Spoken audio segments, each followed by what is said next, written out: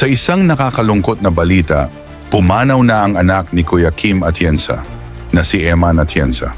Ayon sa mga ulat na lumabas online, sinasabing suicide daw ang dahilan ng kanyang biglaang pagkamatay. Isang balitang nagpayanig hindi lang sa mundo ng showbiz industry, kundi maging sa buong sambayanang Pilipino na matagal nang sumusubaybay kay Kuya Kim. Marami ang nagulat at marami rin ang nagpaabot ng pakikiramay sa pamilya Atienza na ngayoy dumaraan sa matinding pagdadalamhati. Sa mga social media post ni Kuya Kim nitong mga nakaraang taon, madalas niyang ibahagi ang mga sandaling kasama niya ang kanyang mga anak. Isang ama na laging proud sa tagumpay at kabutihan ng kanyang pamilya.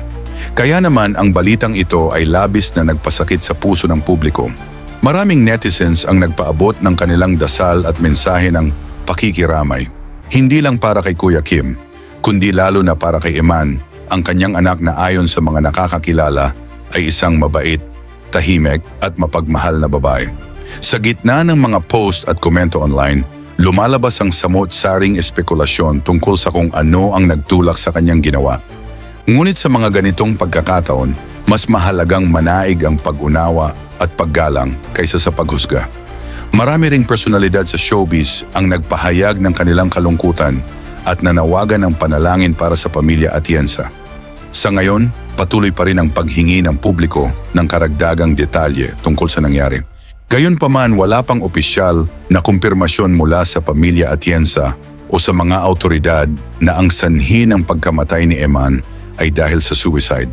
Hangad ng lahat na sa kabila ng matinding lungkot na ito, ay makatagpo ng kapayapaan at lakas ang buong pamilya ni Kuya Kim.